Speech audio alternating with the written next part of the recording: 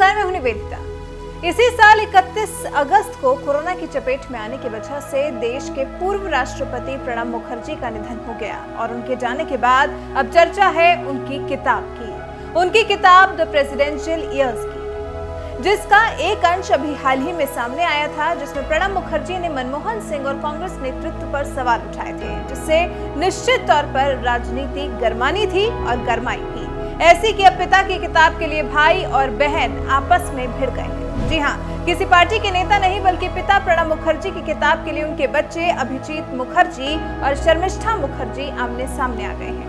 लड़ाई का विषय है पिता की किताब का प्रकाशन। अभिजीत का कहना है कि पिता की किताब की प्रकाशन फिलहाल के लिए रोक दी जाए, उन्हें पिता की किताब में लिखे टेक्स्ट की एक प्रति दी जाए और जब वो लिखित में दे दें तब कहीं जाकर किताब प्रकाशित की जाए। जबकि शर्मिष्ठा मुखर्जी ने भाई की बात को साफ नकार दिया है। उनका कहना है कि जब पिता ने ही किताब को फाइनल करके अपने नोट के साथ किताब छापने के लिए दी है तो ऐसे में ये किताब बिल्कुल भी भाई को पहले पढ़ने के लिए नहीं दी जानी चाहिए।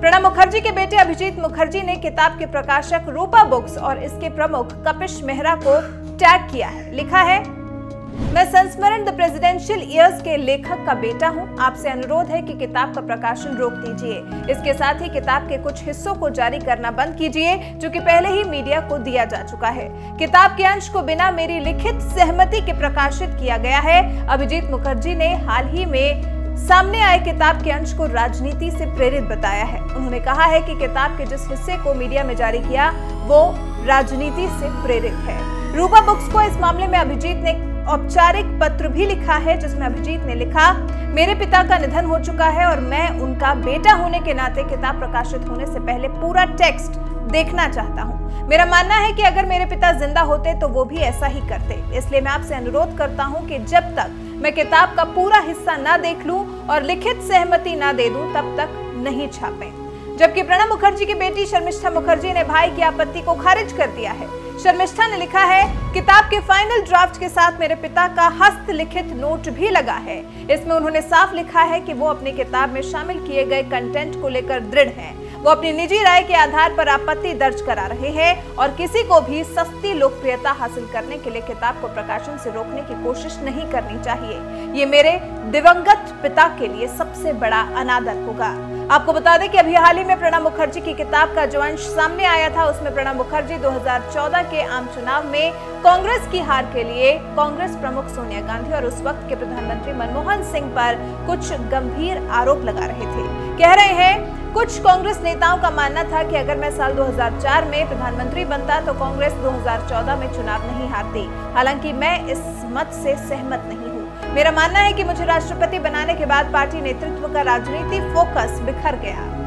सोनिया गांधी पार्टी को ठीक से हैंडल नहीं कर पा रही थी। दूसरी तरफ मनमोहन सिंह सदन में लंबे समय से गायब रहते थे और सांसदों से उनका संपर्क टूट गया था। इसी किताब में मुखर्जी ने लिखा है, मेरा मानना है कि शासन का नैतिक अधिकार प्रधानमंत्री के पास होता है। प्रधानमंत्री की कार्यशैली और शासन का असर पूरे देश पर पड़ता है, लेकिन मनमोहन सिंह गठबंधन बचाने में बिजी रहे और सरकार से पकड़ ढीली होती गई। मोदी सरकार का पहला कार्यकाल निरंकुश शैली में रहा। इसका असर न्यायपालिका और विधायिका में भी दिखा। आपको बता दें, प्रणब मुखर्जी कोरोना काल में कोरोना से संक्रमित होने के बाद अस्पताल में भर्ती किए गए थे। इसी दौरान इनकी ब्रेन सर्जरी भी की गई थी। ऐसे वक्त में उन्हें बचाया नहीं जा सका और इसी साल 31 अगस्त को 84 साल की उम्र में उनका निधन हो गया। 2004 में जब सोनिया गांधी ने प्रधानमंत्री बनने से इनकार कर दिया था तो उम्मीद की जा रही थी कि प्रणब मुखर्जी को पीएम बनाएंगी, लेकिन सोनिया गांधी ने मनमोहन सिंह को पीएम बनाकर सभी को चौंका दिया था, जिस सब का वर्णन प्रणब मुखर्जी ने अपनी किताब में किया है। शायद यही वजह है जो अभिजीत मुखर्जी पिता की किताब में लिखे टेक्स्ट को पब्लिश होने से पहले पढ़ना चाहते हैं और उसमें लिखी चीजों को लेकर शंका व्यक्त करने वाले हैं। वहीं शर्मिष्ठा मुखर्जी पिता की लिखी किताब में उस एक एक शब्द में से कुछ भी नहीं बदलने के लिए पूरी कोशिश कर रही हैं और अपने भाई के ही विरोध में आकर खड़ी हो गई हैं। हालांकि अब देखना दिलचस्प होगा कि इस लड़ाई में विजयी कौन होता है। वैसे आपको क्या लगता है, क्या अभिजीत मुखर्जी का किताब की पिता को छपने से पहले मांगना सही है या फिर यह शर्मिष्ठा मुखर्जी सही है जो अपने पिता के लिखे शब्दों को हूबहू किताब में छपा हुआ देखना चाहती हैं? इस बारे में आप क्या सोचते हैं, हमें जरूर बताएं।